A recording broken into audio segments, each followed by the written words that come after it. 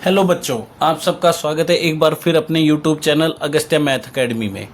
आज की हमारी वीडियो रहेगी class 9th chapter I am up and down and round exercise end of chapter पर, जिसमें हम आज क्वेश्चन नंबर 19 को क्या है समझेंगे। क्वेश्चन नंबर 19 हमें क्या कह रहा है कि एक रेगुलर हेक्सागन है जो इंस्क्राइब्ड किया गया। इंस्क्राइब्ड का मतलब क्या होता है? अंदर बनाना। और बाहर के लिए क्या वर्ड यूज होता है? सर्कमस्क्राइब्ड वर्ड यूज होता है। तो कोई एक रेगुलर हेक्सागन है जो एक सर्कल में इंस्क्राइब्ड किया गया है जिसका रेडियस है आर। तो हमें उस हेक्सागन की सभी साइड्स का मेजर फाइंड आउट करना है और दूसरा वो डिस्टेंस फाइंड आउट करना है जो हमारे सेंटर से उस साइड तक यानी कि आएगा, यानी कि सेंटर से वो साइड का डिस्टेंस कितना होगा, ये भी हमें यहाँ पर क्या फाइंड आउट करके दिखाना है। अब जैसे अगर बात करें, मान लो ये मेरा एक सर्कल है, मैंने इसके अंदर क्या किया, एक सबसे पहले एक रेगुलर हेक्सागन क्या इस तरह से ड्रॉ किया। ये मान लो मैं एक रेगुलर हेक्सागन यहां पर क्या बना रहा हूं, ऐसे ये हो जाएगा मेरा रेगुलर हेक्सागन। हेक्सागन क्या होता है? जिसकी 6 साइड्स होती हैं। तो 6 साइड का मैंने यहां पर क्या एक हेक्सागन पॉलीगन यहां पर ड्रॉ कर दिया है और इसका नाम हमने रख दिया A B C D E F. तो ये हमारा सबसे पहली बात क्या दिया गया है? ए बी सी डी क्या है बच्चों? एक A B C D E F क्या एक रेगुलर हेक्सागन है। रेगुलर हेक्सागन है तो इसका मतलब क्या होगा बच्चों? इसका मतलब इसकी सभी साइड्स का मेजर क्या होगा? इक्वल होगा, बिल्कुल। यानी कि अगर एक साइड का मेजर पता चल जाए तो हमारा सभी साइड्स का मेजर पता चल जाएगा। अब यहां पर मैंने देखा ये मेरा क्या है? सेंटर है। अगर मैं सेंटर से इन पॉइंट्स को ज्वाइन कर दूं कुछ इस तरह से, ऐसे ऐसे ज्वाइन कर दूं, तो यहां पर आप पता क्या देखेंगे? ऐसे कितने पार्ट बन जाएंगे? 6 पार्ट बन जाएंगे। कितने बन जाएंगे? सर्कल के 6 पार्ट हो जाएंगे। अगर आप देखेंगे तो यहां सर्कल के हमारे 6 पार्ट्स हो जाएंगे कुछ इस तरह से। ये हमारे हो गए 6 पार्ट। अगर मैं बात करूं सर्कल का जो एंगल होता है वो कितना होता है बच्चों? वो एंगल हमारा होता है 360 डिग्री। और 360 6 इक्वल पार्ट्स में बट गया तो इसका मतलब हर एक एंगल कितना होगा? ये 60 डिग्री का होगा, है ना। अगर मैं बात करूं एंगल ई ओ डी की तो ये कितना हो जाएगा? 360 के 6 इक्वल पार्ट्स कर दो, है ना। पूरा 360 है, उसके 6 बराबर हिस्से कर दो, तो कैंसिल करेंगे तो हर एक एंगल का मेजर कितना आएगा बच्चों? यहां पर 60 डिग्री आएगा। ये बात हमेशा याद रखना। अब मुझे एक और बात पता है, सेंटर से सर्कमफेरेंस तक का जो डिस्टेंस होता है वो क्या होता है? रेडियस होता है। तो अगर ये रेडियस है तो ये भी क्या है? रेडियस है। अगर मैं इस ट्रायंगल में बात करूं, ट्रायंगल ई ओ डी में हमारी ओ ई किसके इक्वल है बच्चों? ओ डी के। क्यों? दोनों रेडियस हैं। और हमने पढ़ा है जब ट्रायंगल की 2 साइड इक्वल होती है ना तो उनके सामने वाले अपोजिट एंगल भी क्या होते हैं? इक्वल होते हैं। इसका मतलब एंगल ओ ई डी किसके इक्वल हो जाएगा बच्चों? ओ डी ई के इक्वल हो जाएगा। क्यों हो जाएगा? रीजन क्या है? Angles opposite to equal sides are also equal.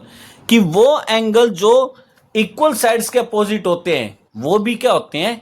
Equal होते हैं। ये बात हमेशा याद रखना। तो इसका मतलब ये दोनों एंगल क्या हो जाएंगे बच्चों? इक्वल हो जाएंगे। और हमें पता है ट्रायंगल के तीनों एंगल का सम, ट्रायंगल के तीनों एंगल का सम कितना होता है बच्चों? वो हमारा होता है डी ओ ई, वो होता है 180। क्यों? एंगल सम प्रॉपर्टी होती है ट्रायंगल की कि ट्रायंगल के तीनों एंगल का सम कितना होता है? 180 होता है। अब ये एंगल ओ ई डी है। ओ डी ई को भी क्या लिख सकता हूं? ये देखो ओ डी को भी क्या लिख सकता हूं? ओ ई डी लिख सकता हूं। और एंगल डी ओ ई कितना मेरा? 60 डिग्री है। तो ये कितने हो गए? Twice of O E D हो गया। और ये +60 इधर आके क्या हो जाएगा बच्चों? -60 हो जाएगा। इसका मतलब यहां पर twice of angle O E D कितना हो गया? हमारा 120 डिग्री हो गया। अब इसको कैंसिल करेंगे तो एंगल ओ ई डी कितना आ रहा है मेरा? 60 डिग्री आ रहा है। यानी कि एंगल ओ डी ई भी इतना होगा। यानी कि ये एंगल भी कितना आ रहा है मेरा? 60 आ रहा है। ये एंगल भी कितना आ रहा है? 60। अगर तीनों एंगल का मेजर 60 है तो इसका मतलब ये कौन सा ट्रायंगल बन गया हमारा, ये तो हमारा इक्विलेटरल ट्रायंगल बन गया। और हमें पता है इक्विलेटरल ट्रायंगल की तीनों साइड्स का मेजर क्या होता है, इक्वल। अगर ये आर है, ये आर है, तो ये भी क्या होगा बच्चों, आर हो जाएगा, है ना। तो मैं लिख सकता हूं so triangle O E D is an equilateral triangle है। अगर इक्विलेटरल ट्रायंगल है तो इसका मतलब एंगल इनकी तीनों साइड्स का मेजर हमारा क्या होगा, इक्वल होगा आर के। और ये मेजर हमारा आर है, ईडी हमारा आर है, तो सबकी सब किसके इक्वल हो जाएंगे बच्चों, आर के इक्वल हो जाएंगी। तो इन रेगुलर हेक्सागन की सभी साइड्स का मेजर पता चल गया। पहला तो हमें यही फाइंड आउट करना था कि इसकी साइड्स की लेंथ फाइंड आउट करो, वो हमने कर ली। जितना इस सर्कल का रेडियस होगा उतनी हेक्सागन की क्या होगी, साइड्स का मेजर होगा। अब हमें कह रहा है ये जो हमारी साइड है ना इसकी, ये सेंटर से कितनी दूर है वो पता लगाना है। अब वो कैसे पता लगाएंगे, यहां पर मैंने क्या किया, एक परपेंडिकुलर ड्रॉ कर दिया। अब क्यों किया, क्योंकि हमें पता है ना कोई भी डिस्टेंस हम जब मेजर करते हैं तो परपेंडिकुलर करते हैं। अब बात करते हैं ये पूरी की पूरी यहां से यहां तक इसका मेजर कितना है, आर है। लेकिन हमें तो एक और बात पता है, इसको हमने लेट कर लिया डी है, कि हमारी जो परपेंडिकुलर होती है वो कोड को क्या कर देती है, बाइसेक्ट कर देती है। ये ईडी एक कोड की तरह काम कर रही है। तो ये थ्योरम हम यहां पर लिख सकते हैं, as we know that perpendicular drawn from center to the chord, from center to the chord bisect the chord। वो क्या करेंगे, बाइसेक्ट कर देंगे किसको, कोड को। इसका मतलब क्या हुआ, यानी कि ये जो कोड है ये क्या हो जाएगी, बाइसेक्ट हो जाएगी। और इसको नाम दिया हमने ईजी। इसका मतलब ईजी इक्वल है जीडी के, और दोनों इक्वल हैं ईडी का हाफ, यानी कि आर का हाफ हो गया। अगर मैं ध्यान से देखूं, मेरे को ये डिस्टेंस निकालना है ना, तो कोई दिक्कत नहीं है। ये हमारा कैसा ट्रायंगल, एक राइट एंगल ट्रायंगल है। और राइट एंगल ट्रायंगल को तो हमें इसमें साइड का मेजर निकालना आता है। कैसे, इन राइट एंगल ट्रायंगल ई, देखो क्या नाम है इसका, ईओजी है, ईओजी। इसमें हम यूज करेंगे पाइथागोरस थ्योरम का। पाइथागोरस थ्योरम क्या कहती है बच्चों, 90 के सामने वाली साइड हाइपोटेनस होती है, और h का स्क्वायर किसके इक्वल होता है, h का स्क्वायर p का स्क्वायर प्लस में b का स्क्वायर, यानी कि OE का स्क्वायर किसके इक्वल हो जाएगा बच्चों, यानी ये हो जाएगा हमारा OG का स्क्वायर प्लस में EG का स्क्वायर। अब मैं इसको थोड़ा यहां लिख रहा हूं, OE कितनी है मेरी, OE तो R है, यानी कि R का स्क्वायर इक्वल में, अब OG क्या है मेरी, OG तो D है, यानी कि D का स्क्वायर। और EG कितनी है मेरी, EG हमारी कितनी आई थी बच्चों, EG आई थी R/2, हमने फाइंड आउट कर रखे इसका स्क्वायर। तो ये क्या हो गया मेरा, R का स्क्वायर इक्वल D का स्क्वायर, और ये हो गया R का स्क्वायर बाय 4। ये प्लस वाला इधर आके क्या हो जाएगा बच्चों, माइनस हो जाएगा, कर दिया। तो एलसीएम लेंगे तो इनका एलसीएम कितना आएगा हमारा, 4 आएगा। कितना आएगा, 4 आएगा।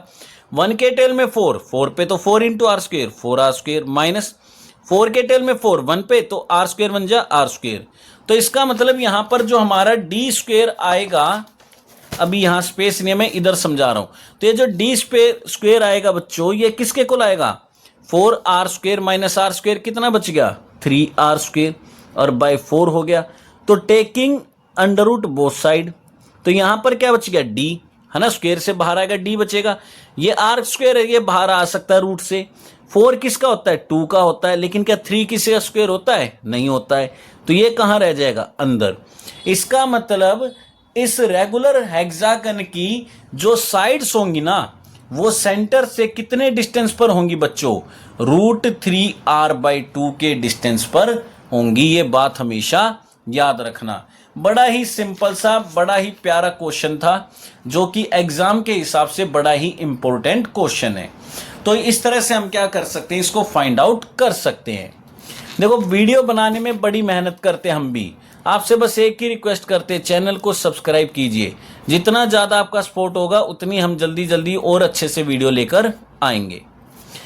अब यहाँ पर क्या कह रहा है, क्वाड्रिलेटरल है बच्चों, MNOP, जो इंस्क्राइब्ड किया गया एक सर्कल में, और एम एन क्या है, डायमीटर है। एम एन क्या है, डायमीटर। तो सबसे पहले एम एन को ही ड्रॉ कर लेते हैं। ये हमारा डायमीटर हो गया, ये हमारा डायमीटर है एम एन।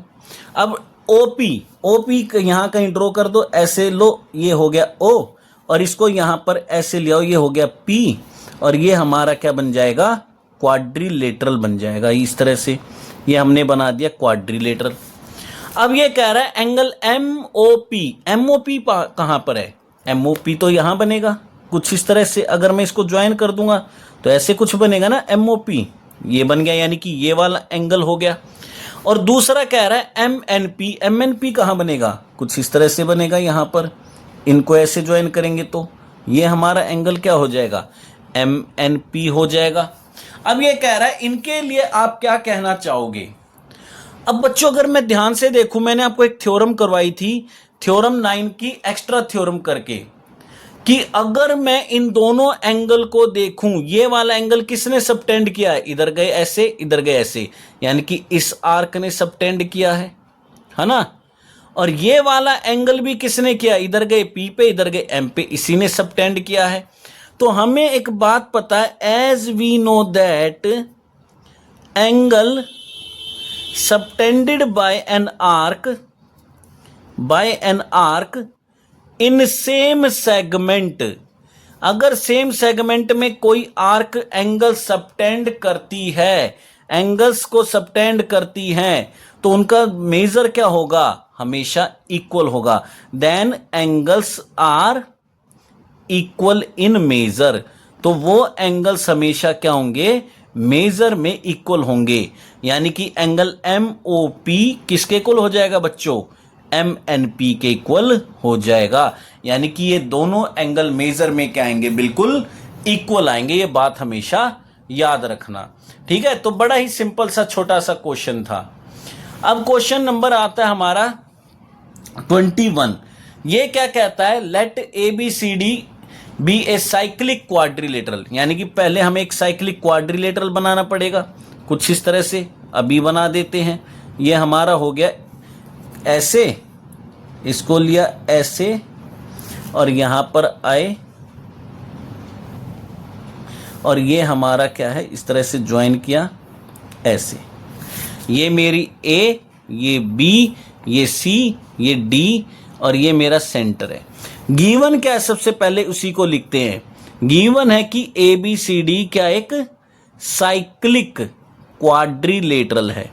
साइक्लिक क्वाड्रिलेटरल कौन होते हैं बच्चों, यानी कि जिनके अपोजिट एंगल्स का सम, अपोजिट एंगल्स का सम, ओह शिट, ए प्लस सी कितना हो जाएगा 180, और बी प्लस डी कितना हो जाएगा 180। यही तो हमारा होता है साइक्लिक क्वाड्रिलेटरल। हमने प्रूव भी किया था कि साइक्लिक क्वाड्रिलेटरल किसको बोला जाएगा, जहां पर हमारे क्या है, अपोजिट एंगल्स का सम क्या होगा, 180 होगा। तो अब ये क्या कह रहा है, explain why the exterior angle of any vertex, कि ये 4 वर्टेक्स हैं ए बी सी डी, इनमें से किसी भी एक वर्टेक्स पर आप कोई एक्सटीरियर एंगल बना लीजिए। मान लो मैंने यहां पर एक एक्सटीरियर एंगल कुछ इस तरह से बना दिया ऐसे, ये एक्सटीरियर एंगल हो गया इस वर्टेक्स पे। तो ये कह रहा है ये जो एक्सटीरियर एंगल होगा ना, ये इक्वल होगा किसके, इंटीरियर अपोजिट एंगल के। भाई ये वाला अपोजिट एंगल तो हो नहीं सकता, तो अपोजिट में कौन बनेगा, ये। तो ये कह रहा है ये जो एंगल आएगा, ये वाला, ये इसके क्या आएगा, इक्वल आएगा। तो मैंने यहां पर क्या क्या कंस्ट्रक्शन करी, क्या करी बेटा, प्रोड्यूस कर दिया किसको, सी डी को अप टू ई तक कर दिया। अब ये कह रहा है कि प्रूफ करके दिखाओ, टू प्रूव कि एंगल ए डी ई किसके कोल आएगा, एंगल बी के कोल आएगा। यानी कि ये वाला एंगल ए डी ई किसके कोल आएगा, एंगल बी के कोल आएगा। ये प्रूफ करके दिखा दो। तो कोई डाउट नहीं, हमें तो कर देंगे बड़े इजीली। वो कैसे, हमें पता है, देखो ये एंगल और ये एंगल दोनों मिलकर लीनियर पेयर बना रहे हैं। Angle A D E plus में एंगल ए डी सी, दोनों मिलकर बना रहे हैं लीनियर पेयर। यानी कि दोनों का सम कितना हो जाएगा, 180 हो जाएगा। हो गया 180, ठीक है। और वहीं पर हमारी ये वाला एंगल और ये वाला एंगल, इनका सम भी कितना होगा, 180 होगा। अब कहोगे क्यों होगा, क्योंकि हमें पता है ये क्या होता है, sum of opposite angles of cyclic quadrilateral is 180, कि किसी भी साइक्लिक क्वाड्रिलेटरल के अपोजिट एंगल्स का सम कितना होता है, 180 होता है। ये इक्वेशन नंबर 2 हो गई हमारी। अगर मैं इन दोनों को यहां पर सब्ट्रैक्ट कर दूं, दोनों को सब्ट्रैक्ट कर दूं, तो ये 180 माइनस 180 कितना हो गया बच्चों, 0 हो गया। ADE माइनस ADE कितना हो गया, 0 हो गया। ADC और ये क्या है, माइनस का B, तो AD ये हमारा हो गया C और ये माइनस का एंगल हो गया B, इक्वल्स टू 0 आएगा। अब ये माइनस B इधर आके क्या हो जाएगा बच्चों, इक्वल हो जाए, प्लस का हो जाएगा, और ये हमारे क्या हो जाएंगे, इक्वल हो जाएंगे। यही तो हमें प्रूफ करना था कि ये वाला एंगल ADE लाना था हमें, तो ADE लाना था ना, तो E वाला बचेगा, ठीक है, सॉरी ये हमारा E है, ठीक है, ADE और ये हमारा क्या ADC था, ठीक है, ADE प्लस ADC और ये हमारा ADC था बच्चों, तो ये ADC कटे हैं, ठीक है, E बच गया हमारा यहाँ पर, तो ये AD किसके इक्वल हो जाएगा, B के इक्वल हो जाएगा। कोई डाउट है? अगर कोई डाउट है तो आप हमें कमेंट करके पूछ सकते हैं, ठीक है। अब चलते हैं नेक्स्ट क्वेश्चन की तरफ। नेक्स्ट क्वेश्चन हमारा क्या कहता है, ये कह रहा है कि देयर इज नो कोड ऑफ ए सर्कल, कि सर्कल की कोई कोड ऐसी नहीं है जो डायमीटर से क्या हो जाए, लंबी हो जाए, जो डायमीटर से क्या हो जाए, लंबी हो जाए। इस स्टेटमेंट को वेरीफाई करके दिखा दो। कोई दिक्कत नहीं है बच्चों, हमें पता है, एज वी नो दैट, जो लेंथ होती है ना कोड की बच्चों, वो किसके इक्वल होती है। अगर आपके याद होगा, हमने एक एक्सरसाइज की थी 5.5, उसका क्वेश्चन नंबर 2 हमने किया था, जहां पर हमने कोड की लेंथ को क्या है, फाइंड आउट किया था, कोड की लेंथ को। तो वहां पर जो कोड की लेंथ आई थी वो हमारी किसके इक्वल आई थी, 2√r² माइनस d² के इक्वल आई थी, ये हमारी हो गई थी। अब कैसे आई थी, उसको वही बात आती है कि इस तरह से हमने इसको लिया, ये d हो गया, ये हमारा क्या हो जाएगा, r हो जाएगा, तो हमारी कोड की लेंथ कितनी हो जाएगी, h² माइनस p², यानी कि r² माइनस d²। और ये इतना पार्ट है ना, तो इसके लिए पूरे के लिए क्या करेंगे, डबल करेंगे। अगर आपको फिर भी समझ में नहीं आ रहा है तो एक्सरसाइज 5.5 की हमने वीडियो अपलोड कर रखी है, उसके क्वेश्चन नंबर 2 को देखना, जहां पर हमने लेंथ ऑफ कोड प्रूफ कर रखी है, किसके इक्वल होती है, 2√r² माइनस d² के इक्वल होती है ना। अब हमारी जो एज AB कहां से पास हो रही है बच्चों, AB is passes through centre. अभी हमारी सेंटर से ही पास हो रही है, और यहां पर जो हमारा D है ना, वेयर, ये लिख देते हैं, where D is distance of कोड, D इज डिस्टेंस ऑफ कोड फ्रॉम सेंटर। ये जो D है ना, यहां पर ये जो D होता है, ये डिस्टेंस होता है कोड का, कहां से, सेंटर से। अब जब हमारी AB ही सेंटर से पास हो रही है, तो देन इसके केस में D कितना हो जाएगा बच्चों, 0 हो जाएगा। तो लेंथ ऑफ AB कितनी हो जाएगी, 2√r² माइनस का 0, है ना। तो ये क्या हो जाएगी, 2√r², यानी कि 2r हो जाएगी, यानी कि ये क्या हो गया, डायमीटर ही तो हो गया, यानी इस कोड की लेंथ कितनी हो जाएगी, डायमीटर के इक्वल हो जाएगी, अगर वो सेंटर से पास हो रही है तो। लेकिन अगर मान लो वो यहां से पास हो रही है ना, यहां से, तो लेंथ ऑफ कोड CD कितनी हो जाएगी, 2√r² माइनस d² हो जाएगी, यानी कि ये डिस्टेंस है इस कोड का इस सेंटर से। अब यहां पर इन दिस केस, इसके केस में, इन केस ऑफ CD जो हमारा D है वो तो 0 से बड़ा हो जाएगा। अब खुद सोच के देखो, अगर ये 0 से बड़ा हो गया, मैं कहता हूं मेरा R मान लो 12 था, तो यहां 12 का स्क्वायर था माइनस 0 का स्क्वायर, तो ये 12 का स्क्वायर एज इट इज बच गया, तो ये 12 बाहर आ गया, 12 2 जा 24।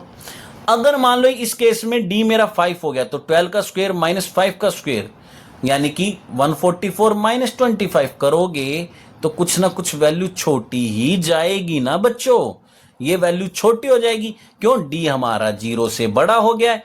इट मीन्स इसका मतलब क्या हो गया, जो लेंथ है ए बी की वो बड़ी हो जाएगी किससे? लेंथ ऑफ सी डी से। इसका मतलब जब अगर मेरी ये सी डी सेंटर से पास नहीं हो रही है, सेंटर से थोड़ा दूर से जा रही है, तो डी तो 0 से बड़ा हो गया। अब ये 0 से बड़ा हो गया तो ये जो वैल्यू आएगी ये इसके कंपैरिजन में क्या हो जाएगी? इसके कंपैरिजन में छोटी हो जाएगी ना। क्यों? बिकॉज आर स्क्वेयर बड़ा है किससे?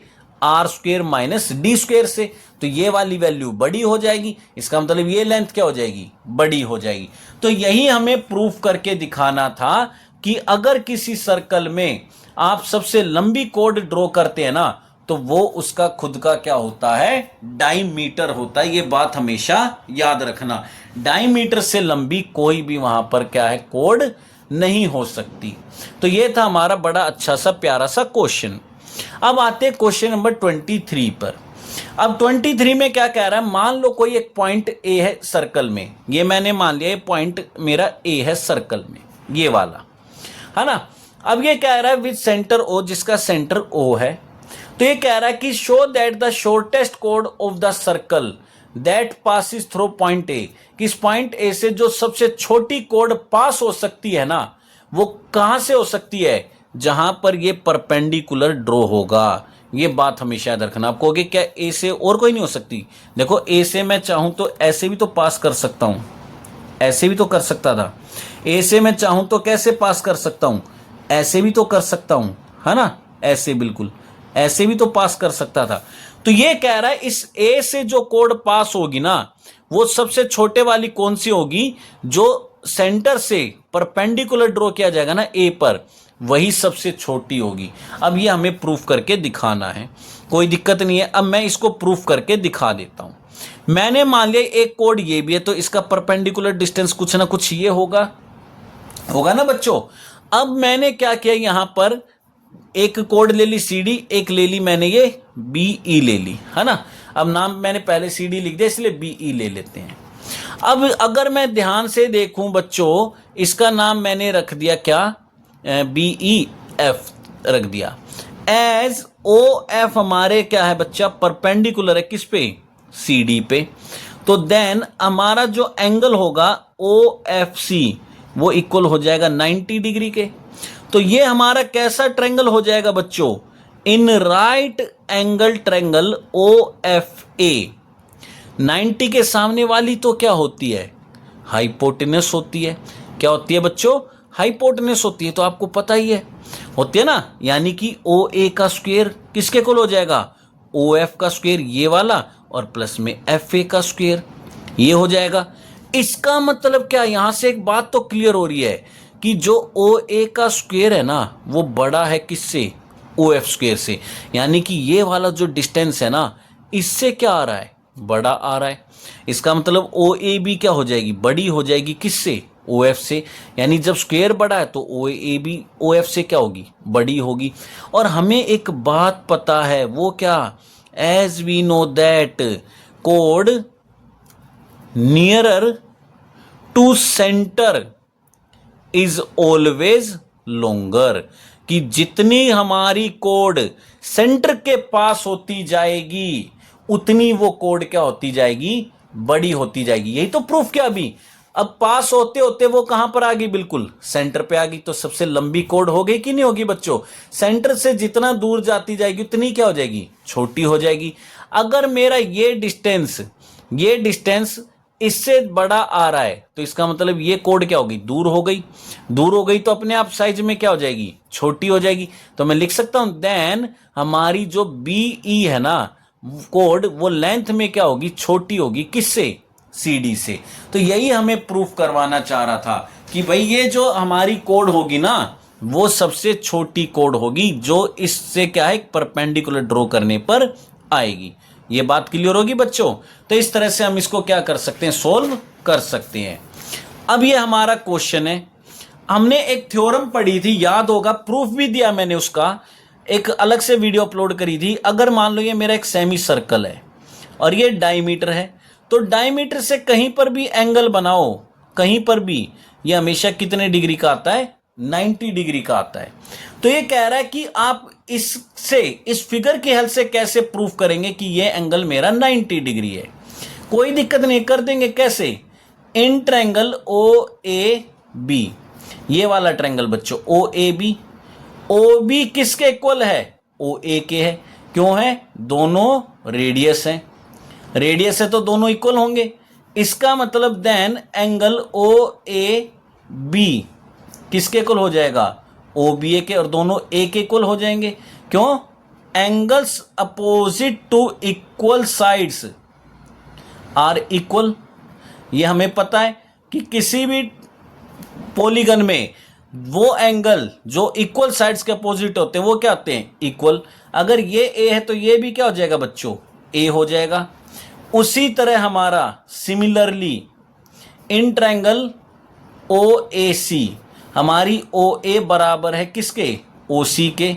तो इसका मतलब ये दोनों एंगल ओ ए सी बराबर हो जाएंगे ओ सी ए के, दोनों हमारे बी के इक्वल हो जाएंगे, यानी कि एंगल बी हो जाएगा ये वाला।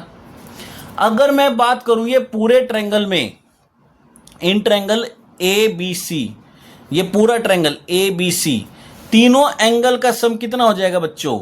ए बी सी प्लस का बी ए सी प्लस का ए सी बी, तीनों का सम 180 हो जाएगा। क्यों? एंगल सम प्रॉपर्टी है किसकी? ट्रायंगल की। ये तो ट्रायंगल की प्रॉपर्टी होती है, तीनों एंगल का सम 180 आता है। अब एंगल ए बी सी, ये तो ए है, ठीक है लिखा। बी ए सी, देखो बी ए सी, इसमें तो दोनों ही आ रहे हैं ना, ए और बी, तो दोनों को लिख देंगे ए प्लस बी। और ये वाला एंगल कितना बच्चों? ए सी बी, ये हमारा बी है, तो ये हो गया इक्वल में 180, 2a हो गए और 2b हो गए। तो 2 कॉमन निकाल दें तो ये a प्लस बी हो जाएगा। इसको काटेंगे तो a प्लस बी कितना आ रहा है मेरा? 90 डिग्री। और एंगल a प्लस बी तो क्या था मेरा? BAC था। इसका मतलब यहाँ से भी हमें पता चल रहा है कि जब कभी भी किसी डायमीटर से सेमी सर्कल में एंगल बनाया जाता है ना, वो हमेशा 90 डिग्री का ही होता है। ये बात हमेशा याद रखना। आपके लिए बहुत मेहनत करें, वीडियो बना रहे हैं डेली, बस आपसे एक ही रिक्वेस्ट करते हैं, चैनल को सब्सक्राइब कीजिए और वीडियो को ज़्यादा से ज़्यादा शेयर कीजिए और लाइक कीजिए, हमें भी थोड़ा सा सपोर्ट मिलेगा। मिलते हैं नेक्स्ट वीडियो में, तब तक के लिए थैंक यू।